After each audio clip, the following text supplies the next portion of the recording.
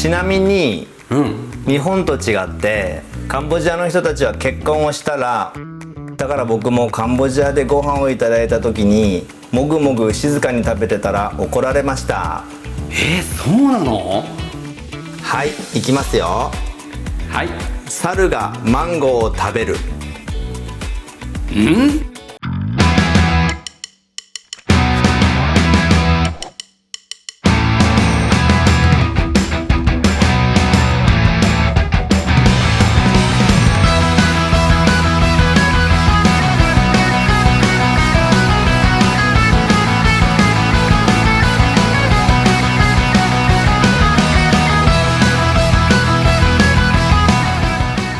はい、じゃあ続いて後半いきますね。カンボジアと日本似ているところはある？そうですね、僕がカンボジアに行って違和感があるところがあまりないので、そうなんだ。そう逆に近しいところはあるのかなと思うんですけど、例えばお米文化とかですかね。カンボジアの人たちってお米食べるの？そうです、カンボジアの人はお米をたくさん食べます。そうなんだ。そういえば豚ご飯だってそうだよね。好きですね、そらさん、豚ご飯が。そうなの、本当に美味しそうで。いや本当にね、村のお父さんとかはもりもり食べます、お米ばっかり。そうなんだ。うんでもお米でもさ、タイ米とかもあるじゃない？はい、カンボジアで食べられてるお米って日本と似たようなお米なの？そうでしょう。カンボジアはタイの隣にある国なので、細長いタイ米を想像する方も多いと思いますけど、意外と形は日本と同じです。そうなんだ。それはびっくりだな。あとさ、僕動画見てて気づいたんだけどさ、ちっちゃい子供でも上手にお箸を使って食べてたよね。クマイのことですね。そう、クマイ。すっごい可愛いよね。そう、お箸はカンボジアの人も使います。そうなんだ。でも汁物とかはお箸とかスプーンで食べますけど、お米とかは手で食べることもあります。どっちもいけちゃうんだね。でもさ、海外に行く時にさ、やっぱり食文化の違いとかさ、味覚の違いって結構大きなギャップになることもあると思うんだけどさ、そこが日本と似てるっていうのは一つ大きな安心点でもあるよね。そうですね、日本からカンボジアに行くときに食に困ることはそんなにないかなと思います。ありがとう。じゃあ次の質問いくね。カンボジアではテレビやゲームみたいにデジタルな娯楽って普及してるの？カンボジアの村ではテレビがある家はほとんどないんですけど、今ではスマホは持っている人がいます。そうなんだ。それ地味にびっくりかもね、意外と思われると思うんですけど、だから子供たちが大人のスマホを使ってゲームをしたりしてるところはたまに見かけます。面白いな。ちなみにさ、僕は普段ネットフリックスとかそういった、動画配信とかを見るのがすっごく好きなんだけど、カンボジアの人たちもそういうものも見たりするの？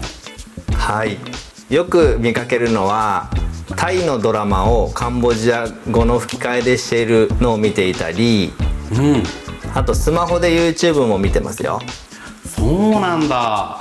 面白いな。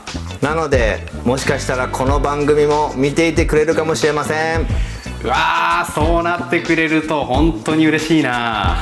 こうやって世界中に届いていってほしいですね。はい、じゃあ次の質問。カンボジアにはお笑い文化はあるの？芸人さんとかいるの？はい、カンボジアにももちろん芸能人の人たちはいます。へー。そしてちなみにカンボジア語のダジャレとかもあります。そうなの？ちょっと教えてほしいな。はい、いきますよ。はい。猿がマンゴーを食べる。何それどういうこと？これはですね、猿がカンボジア語でスワーって言います。スワー。そしてマンゴーがスワイなのでスワーニャムスワイで猿がマンゴーを食べるというのがとても有名なダジャレです。なるほどね。日本で言うと布団が吹っ飛んだみたいな言葉遊びなんだね。どこの国の人たちも考えることは同じで面白いね。ありがとう。はい、次の質問いきます。カンボジアの人たちって生まれた村や町で一生を過ごす人が多い？そうですね、そういう人が比較的多いかなとは思いますが、街に出たり、あと首都のプノンペンに引っ越したりする人も見かけます。へえ、そうなんだ。やっぱり日本と同じように都会に出た方が仕事が多かったりとか、そういったこともあるのかな？そう、特に今の若い世代の人たちはプノンペンとか憧れてるみたいです。そうなんだね。ちなみに、日本と違ってカンボジアの人たちは結婚をしたら男の人が奥さんの村に嫁ぎます。そうなんだ。なのでそういった意味ではお父さんは別の村から来ています。そうなんだ。面白いね。お父さんたちはみんな婿入りしたってことなんだね。日本風に言うとそうなりますね。ありがとう。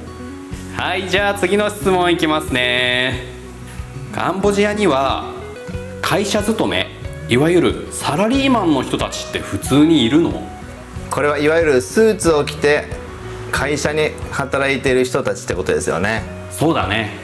村にはいないですけど、やっぱり街中にいるとよくではないかな、会社とかはあると思います。そうなんだ。例えばだけどさ、どういう会社がある？そうですね、例えば外資系の建設会社とかありますね。それに街に行くと普通にスマートフォンを売っている電気屋さんとかもあります。そうなんだ。じゃあ案外都会では日本と似たような景色が見られるかもね。ありがとう。じゃあ次の質問いくね。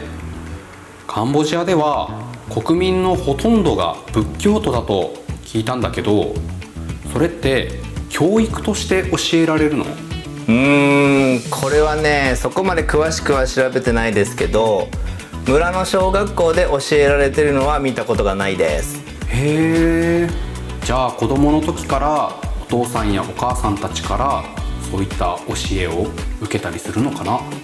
そうですね、お坊さんもよく見かけるし、もしかしたら生まれた時から身についてるのかもしれないですね。そうなんだね。でもみんなが同じような価値観を持てて認め合えてるっていうのはとっても平和でいいよね。ありがとう。はい、じゃあ次の質問いきます。小原ちゃんが思うカンボジアの人たちの特に素敵な文化、風習、人柄などはあるかな？はい、これは誰とでも仲良く接するところです。そうなんだ。例えばお庭でご飯を食べていたとするじゃないですか。そして目の前の道を村人が通りかかると一緒に食べようって言って誘ったりします。とっても平和だね。田舎のおじいちゃんやおばあちゃんたちみたいな感覚かな。そうですね、僕だって村に帰った時はいろんな家から誘ってもらってもう食べきれないほどご飯をいただきます。そうなんだね。日本でも同じ釜の飯を食うっていう言葉があるけど、そういった感覚で一緒にご飯を食べる人たちはみんな家族っていう感じかな。素敵だね。ありがとう。はい、じゃあ次の質問いきますね。小原ちゃんがカンボジアの人たちと接していて逆に驚かれた日本人の風習や文化ってあった？はい、それはご飯を食べる時です。ご飯を食べる時？はい、僕たちはなるべく音を立てないで食べた方がいいって言われてるじゃないですか。そうだね。だから僕もカンボジアでご飯をいただいた時にもぐもぐ静かに食べてたら怒られました。そうなの？はい、カンボジアではくちゃくちゃ音を立てて食べた方が美味しいという表現になるみたいです。そうなんだね。でも日本でも麺類を食べるときはズズズズズって吸って食べるのが確かに美味しそうだなとかってあるよね。ありますよね。それを他の国でやるとちょっと白い目で見られたりとかあるでしょ。カンボジアでは音を立てる方がいいみたいですよ。そうなんだ。そういう文化の違いって面白いね。ありがとう。じゃあ次の質問いくね。小原ちゃんがカンボジアの家族たちをもし日本に招待するとしたらどこに案内したい？そうですね、これは特定の場所はないんですけど、カンボジアの人たちには雪を見せてあげたいです。雪？そうです。カンボジアは雪が降らない国だからです。そうなんだ。知らなかった。カンボジアはとても暖かいので雪を見たことがある人はほとんどいないと思います。へえ、そうなんだね。確かにそれで言うと日本の真っ白な雪景色見てほしいね。一度日本の雪景色の映像を送ったことがあるんですけど、とても喜んでました。そうなんだ。じゃあぜひいつか一緒に雪合戦や雪だるまを作ったりしたいね。そうですね。ありがとう。じゃあ次の質問いくね。エピソード2やエピソード7で誕生日を村のみんなで祝うシーンがあったね。村中のみんなで集まってお祝いをするようだけど、みんなの誕生日をそれぞれが把握してるの？これは意外と把握してないと思います。そうなんだ。というのが僕子供たちの誕生日を他の子に聞いたことがあるんですけど、わからないって言われました。そうなんだね。じゃあその当日になって誕生日の準備をしてるのを見て村のみんなが集まってきたり、そんな感じなのかな？そうみたいです。そうなんだね。楽しそう。ありがとう。はい、じゃあ次の質問いくね。小原ちゃんは日本にいる時にカンボジアの家族とは連絡を取るの？はい、意外と取ってます。そうなんだ。どうやって？これは意外だと思いますけど、スマートフォンのメッセージアプリで撮ってます。へえ。じゃあカンボジアの家族たちもスマートフォンを使いこなしてるんだね。そうですね。カンボジアは日本でいうところのプリペイド式でスマホを使ってるようです。へえ、そうなんだ。だから月末になると急に連絡が来なくなったりします。ちなみにさ、カンボジアでは電波とか Wi-Fi とかあるの？そうですね、僕の村は Wi-Fi がすごく弱いんですけど、場所によってはもう快適です。そうなんだ。それは意外かも。でも離れてても連絡を取り合えるんだったら嬉しいね。本当に嬉しいです。ありがとう。じゃあ次の質問いくね。エピソード0でも紹介した小原ちゃんとカンボジアの家族との奇跡のような出会い、村に帰るたびに絆は深まってる？これは間違いなく深まってると思います。そうなんだね。どういった時にその絆って感じる？そうですね、僕が村に帰った時に、最初の方はすごく歓迎してご馳走を出してくれたんですけど、もう今や普通に何も違和感のない感じで迎え入れてくれる感じが逆に絆が深まったなと思います。そうなんだ。じゃあ最初はお客さんとして迎えられてたような感覚が当たり前に家族になってきたってことだね。はい、そうです。すっごく嬉しいね。これからもずっとその絆が深まっていってほしいね。ありがとう。はい、じゃあ次は最後の質問です。エピソード8はまたねではなく行ってきますで締めてあったね。そこに込められた思いは？はい、行ってきますという言葉は自然に出てきたんですけど、とても家族を感じられる言葉だと思います。そうなんだね。それってどういうこと？やっぱりお別れの言葉ってたくさんありますけど、例えばまたねよりも行ってきますの方が必ずここに帰ってくるよという思いがこもるのではないかと思います。そうだね。確かに僕もちょっと聞いたことあるんだけどさ、お別れする時に気をつけてねって声をかけてあげるだけで事故に遭う確率がぐっと下がるんだって。それと同じようにお別れする時に発する言葉ってすごく大事なのかもね。そうですよね。世界のいろんなところに行ってきますと言える場所が作れたらいいなと思います。本当にそうだね。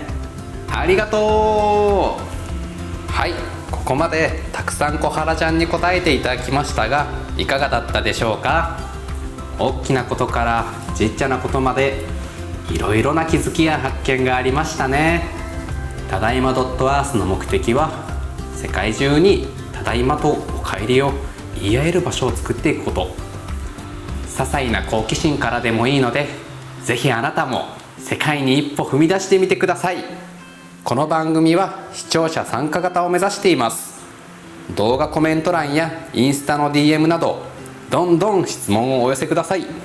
ただいま.earth公式インスタグラムも更新中。概要欄をチェックしてみてね。では次回のシリーズでお会いしましょう。じゃあ行ってきます。